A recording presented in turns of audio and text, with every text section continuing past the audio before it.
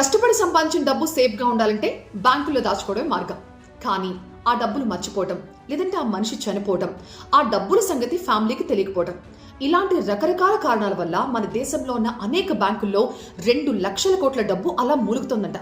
ఈ అన్క్లెయిమ్డ్ డబ్బుకు సంబంధించి దేశవ్యాప్తంగా ఒక అవేర్నెస్ ప్రోగ్రామ్ ని స్టార్ట్ చేసింది కేంద్ర ప్రభుత్వం. నవంబర్ 13న మొదలైన ఈ డ్రైవ్ డిసెంబర్ 31 కి ముగుస్తుంది. ఒక తెలంగాణ విషయానికి వస్తే, తెలంగాణలో వివిధ బ్యాంకుల్లో 80 లక్షల అకౌంట్లలో 2200 కోట్లు క్లెయిమ్ చేయని సొమ్ముందంట. దీనికి ప్రధాన కారణం ఏంటంటే, చాలా మంది తమ ఫైనాన్షియల్ విషయాలు ఎవ్వరికి చెప్పకపోవడం, కనీసం సొంత కుటుంబ సభ్యులు కూడా చెప్పకపోవడం, అలాగే నామినీ డీటెయిల్స్ సరిగ్గా ఇవ్వకపోవడం. అసలు ఏ బ్యాంక్ లో ఎంత డబ్బుందా అని ఆరా తీస్తే, ఒక తెలంగాణ విషయానికి వస్తే దేశంలోనే అతిపెద్ద ప్రభుత్వ రంగ బ్యాంక్ అయిన SBIలో 590 కోట్ల డబ్బులున్నాయంట. ఆ తర్వాత యూనియన్ బ్యాంక్ లో 470 కోట్లున్నాయి. And Punjab national bank, Canara bank లాంటి నేషనల్ బ్యాంక్స్ తో పాటుగా గ్రామీణ వికాస్ బ్యాంకుల్లో కూడా కొన్ని లక్షల రూపాయలు మూలుగుతున్నాయంట. అనేక ప్రైవేట్ బ్యాంక్స్ లో కూడా ఇదే పరిస్థితి.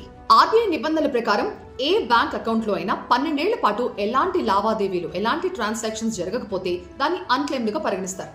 12 ఇయర్స్ తర్వాత కూడా ఎవరు రాకపోతే దాన్ని DEAF కి బదిలీ చేస్తారు. DEAF అంటే ఏంటంటే depositors education and awareness fund. ఒకవేళ మీరు లేదంటే మీ కుటుంబ సభ్యుల పేరుతో ఇలాంటి అన్క్లెయిమ్డ్ అమౌంట్ ఏదైనా ఉందా అని మీరు తెలుసుకోవాలనుకుంటే, మీరు ఉద్గమ్ పోర్టల్కి లాగిన్ అవ్వండి. ఇందులోకి లాగిన్ అయిన తర్వాత మీ పేరు లేదంటే మీ కుటుంబ సభ్యుల పేరు, వాళ్ళ పాన్ కార్డ్ నెంబర్, అలాగే డేట్ ఆఫ్ బర్త్ ని ఎంటర్ చేశారనుకోండి, ఆ పేరుతో ఎన్ని బ్యాంక్ అకౌంట్స్ ఉన్నాయి, ఆ అకౌంట్స్ లో ఎంత డబ్బు ఉందో మీరు ఈజీగా తెలుసుకోవచ్చు. ఒకవేళ అకౌంట్ హోల్డర్ చనిపోతే ఎలా అంటారా? ఏం ఇబ్బంది లేదు.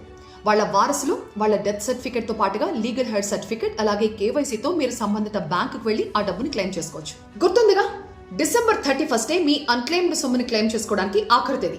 ఆ తర్వాత మీ సొమ్ము RBI రూల్ ప్రకారం DEAF కి బదిలీ అయిపోతుంది. మరి DEAF కి వెళ్ళిపోయిన తర్వాత క్లెయిమ్ చేసుకోలేమా అంటే చేసుకోవచ్చు, కానీ అదంతా ఈజీ కాదు. అన్నిటికంటే ముఖ్యమైన విషయం ఏంటో తెలుసా? మీ ఆస్తులు, మీ అప్పులు మీ కుటుంబ సభ్యులకి చెప్పండి. లేదంటే ఇదిగో ఇలాగే మీ కష్టార్జితం ఎవ్వరికి చెందకుండా పోతుంది.